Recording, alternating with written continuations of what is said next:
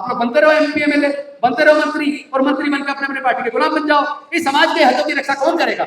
जब ये सब कुछ चल रहा था, जब सारा आउटसोर्स ठेकेदारी प्रथा चल रही थी, क्या तब हमारे सांसद विधायक नहीं थे? तब हमारे मंत्री नहीं थे?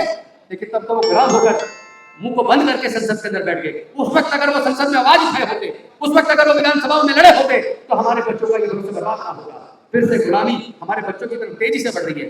लेकिन और इसके साथ साथ वोट की चोरी, चुनाव की चोरी, इस लड़ाई को हमें लड़ना पड़ेगा। चाहे कोई कितना ही बड़े से बड़ा नेता हो, MP हो, MLA हो, मंत्री हो, SSP हो, DM हो, सब जनता के सेवा का पब्लिक सर्वेंट हैं। उनकी जिम्मेदारी जनता की सेवा करनी है कि वो जनता के मालिक बनने की कोशिश ना करें। अगर ये अफसर, ये SHO, DM, SSP अगर जनता को हटकारे, धमकारे, इसलिए धमकारे क्योंकि वो संविधान के खिलाफ जाके मालिक बनने की कोशिश कर रहे हैं, जबकि असल में संविधान ने उनको जनता की सेवा की जिम्मेदारी दी है। तो इस लड़ाई को तो लड़ना पड़ेगा, इस लड़ाई को लड़ना पड़ेगा, क्योंकि डॉक्टर बाबा साहब अम्बेडकर जी ने बड़े मुश्किल से हमारे लोगों को वोट का अधिकार दिलवाया। जब इस बात पे चर्चा शुरू हुई थी कि वोट का अधिकार किसको मिलना चाहिए, तो ज्यादातर लोग वोट का अधिकार केवल इनकम टैक्स को देने के फेवर में थे, या जो बड़े जमींदार है उनको देना चाहते थे, या जो ग्रेजुएट है उनको देना चाहते थे। लेकिन डॉक्टर बाबा साहब अम्बेडकर जी ने सोचा कि मनुस्मृति में हमारे लोगों के पढ़ने पर धार्मिक बंदिश थी, व्यापार करने पर धार्मिक बंदिश थी, संपत्ति रखने पर धार्मिक बंदिश थी। तो मनुस्मृति की वजह से हमारे लोग ना ग्रेजुएट बन पाए, ना वो प्रॉपर्टी के मालिक बन पाए, ना जमींदार बन पाए, ना वो बिजनेसमैन बन पाए, इसीलिए वो लोग इनकम टैक्स पे भी नहीं बन पाए। इसका मतलब हमारे लोगों को वोट का अधिकार देना नहीं चाहते थे। लेकिन डॉक्टर बाबा साहब अम्बेडकर अड़ गए, बड़ी मजबूती के साथ अड़ गए, और उन्होंने कहा कि वोट का अधिकार केवल इनकम टैक्स पे करने वालों को नहीं, केवल बड़े जमींदारों को नहीं, केवल ग्रेजुएट को नहीं, भारत में रहने वाले सभी लोगों को बराबर रूप से मिलेगा, चाहे स्त्री हो या पुरुष हो, पढ़ा लिखा हो या अनपढ़ हो, अमीर हो या गरीब हो, इनकम टैक्स पे करता हो या ना करता हो, सब लोगों को वोट का अधिकार मिलेगा और हर आदमी की वोट की कीमत बराबर होगी। One man one vote one value. और इसी के ऊपर माननीय कांचीराम साहब ने कहा था, अपनी वोट की इस तरह रक्षा करो जिस तरह अपनी बहन बेटी की इज्जत की रक्षा की जाती है। लेकिन आज चुनाव आयोग खुद वोट चोर हो गया, या वोट चोरी करने वाले के साथ हो गया। आज हमारी आंख की सबकी वोट की चोरी हो रही है, तो हम लोग शांत क्यों हैं?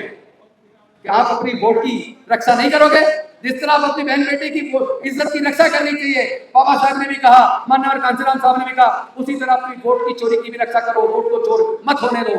लेकिन आज तो सरकारें वोट चोरी करवा रही है, तो इसके खिलाफ मजबूती के साथ एकजुट होकर लड़ना पड़ेगा। बहुत जल्दी आह्वान करेंगे, पूरे भारत के अंदर इलेक्शन कमीशन को चैन से नहीं बैठने दे रहा है, क्योंकि इलेक्शन कमीशन अपने आप में सब कुछ नहीं है, खुदा नहीं है। इलेक्शन कमीशन को जो जिम्मेदारी है संविधान ने दी है, इलेक्शन कमीशन को जो पावर दी है संविधान ने दी है, और वो power free, fair and transparent चुनाव कराने के लिए दी है। लेकिन फ्री, फेयर एंड ट्रांसपेरेंट चुनाव कराने की बजाय इलेक्शन कमीशन वोट की चोरी करने वालों के साथ खड़ा हो जाता है। जिस चोरी का जवाब इलेक्शन कमीशन को देना चाहिए, उसका जवाब बीजेपी के नेता दे रहे हैं और कह रहे हैं कि आप लोग वोट क्यों नहीं जाते, आप एफिडेविट दाखिल क्यों नहीं करते। अरे पूरा देश चाह रहा है कि हमारी वोट की चोरी बंद होनी चाहिए, हमारी वोट की रक्षा होनी चाहिए। पूरा देश के लोग कह रहे हैं हमारी वोट की चोरी हो रही है, पूरे देश के लोग कह रहे हैं हमें ईवीएम पे भरोसा नहीं है, हमें बैलेट पेपर से चुनाव चाहिए। तो फिर इलेक्शन कमीशन और ये कुछ जज मिलके आखिर क्यों ईवीएम पे ऊपर इतना जोर दे रहे हैं? क्यों वो बैलेट पेपर वापस लाने के लिए तैयार नहीं है? अरे ये वोटर की मर्जी है, वो किस चीज तरीके से वोट दे। सरकार जनता को चुननी है, क्योंकि संविधान ने जनता को वोट का अधिकार दिया।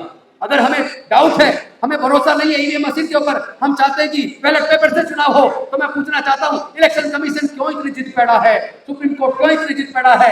जब बड़े बड़े देश, जो विकसित देश है, अमेरिका जैसे देश, फ्रांस, जर्मनी और इंग्लैंड जैसे देश, जब वो अपने यहाँ ईवीएम से चुनाव पे भरोसा नहीं करते, जापान ईवीएम पे भरोसा नहीं करता, जब वो लोग बैलेट पेपर पे भरोसा करते हैं, बैलेट पेपर से चुनाव कराते हैं, और भारत के भी 90% लोग चाहते हैं बैलेट से चुनाव हो, ईवीएम से ना हो, तो आखिर फिर कौन सी मजबूरी है? क्यों इलेक्शन कमीशन, क्यों सारे जजेस ईवीएम के ऊपर जोर दे रहे हैं? क्यों जनता की भावनाओं की कदर नहीं की जा रही है? क्यों जनता की भावनाओं को इग्नोर किया जा रहा है? इसलिए ये लड़ाई हमारे आने वाले बच्चों के भविष्य की है। क्या आप अपने बच्चों को फिर से गुलाम देखना चाहते हैं?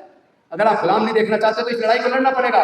कई तरह के हमले हमारी आजादी पे हो रहे हैं, कई तरह के हमले हमारे अधिकारों पे हो रहे हैं। केवल हमारी वोट की चोरी नहीं हो रही, बड़ी मुश्किल से पढ़ने का मौका मिला था, लेकिन उन्होंने लगभग पिछले 15 से 20 सालों में लगभग 2 लाख सरकारी स्कूल बंद कर दिए। मैं पूछना चाहता हूँ, क्या देश में जनता कम हो गई है? क्या देश की जनसंख्या कम हो गई है? जनसंख्या बढ़ रही है। स्कूल और ज्यादा खुलने चाहिए थे, लेकिन सरकारों ने स्कूलों को मर्दर के नाम पे बंद कर दिया है।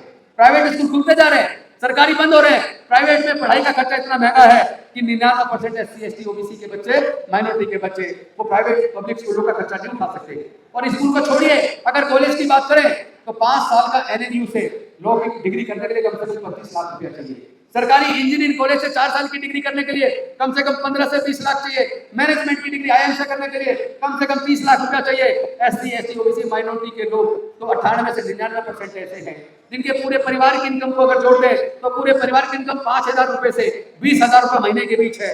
तो क्या ऐसे परिवार के बच्चे अपने बच्चे को इन 25 लाख 20 लाख की डिग्री कराने का खर्चा उठा सकते हैं क्या? यानी कि आपकी पढ़ाई का रास्ता खुद सरकारों ने बंद कर दिया, साजिश के तहत बंद कर दिया। और दूसरी तरफ जो हमारे लोग नौकरी में आ जाया करते थे, ज्यादातर लोग तो 4th क्लास की नौकरी में आते थे, 4th क्लास एम्प्लॉयमेंट को पूरी तरह आउटसोर्स करके ठेके पे दे दिया। 5th पे कमीशन ने 4th क्लास एम्प्लॉयमेंट को पूरी तरह आउटसोर्स करके ठेके पे दे दिया, आपकी नौकरी के रास्ते बंद कर दिए। लेटरल एंट्री भी ले आए अब, और जितने PSU थे सारे PSU भेज दिए, एयर इंडिया भेज दिया, बंदरगाह भेज दिए, एयरपोर्ट भेज दिए, ITDC के होटल भेज दिए, बैंक भेज दिए, इंश्योरेंस कंपनी भेज दी, पेट्रोलियम कंपनी भेज दी, गैस कंपनियां भेज दी, आधे से ज्यादा रेलवे भेज दिया। धीरे धीरे धीरे धीरे जो सैकड़ों PSUs कांग्रेस के टाइम पे बने थे वो सारे PSU जिन्होंने खत्म कर दिए। तो आपके तो नौकरी के रास्ते भी बंद और आपके पढ़ाई के रास्ते भी बंद। अब आपके बच्चों का भविष्य क्या होगा? आप लोग बनते रहो MP MLA, बनते रहो मंत्री, और मंत्री बनकर अपने अपने पार्टी के गुलाम बन जाओ। इस समाज के हितों की रक्षा कौन करेगा? जब ये सब कुछ चल रहा था, जब सारा आउटसोर्स ठेकेदारी प्रथा चल रही थी, क्या तब हमारे सांसद विधायक नहीं थे? तब हमारे मंत्री नहीं थे? लेकिन तब तो वो गुलाम होकर मुंह को बंद करके संसद के अंदर बैठ गए। उस वक्त अगर वो संसद में आवाज उठाए होते, उस वक्त अगर वो विधानसभा में लड़े होते, तो हमारे बच्चों का ये भविष्य बर्बाद ना होता। फिर से गुलामी हमारे बच्चों की तरफ तेजी से बढ़ रही है। लेकिन और इसके साथ साथ वोट की चोरी, चुनाव की चोरी, इस लड़ाई को हमें लड़ना पड़ेगा। और हम बहुत जल्दी खोल देने वाले हैं इन तमाम मुद्दों पर एक लंबे टर्म की एक पॉलिसी बनाकर पूरे देश में एक जन आंदोलन बनाना पड़ेगा। ये जन आंदोलन केवल संविधान की रक्षा के लिए नहीं होगा, यह जन आंदोलन केवल आपकी वोट की रक्षा के लिए नहीं होगा, ये जन आंदोलन आपके बच्चों को दोबारा ऐसे गुलाम बनने से रोकने के लिए भी होगा। हम लड़ेंगे, हम जीतेंगे। जय जय जय जय जय।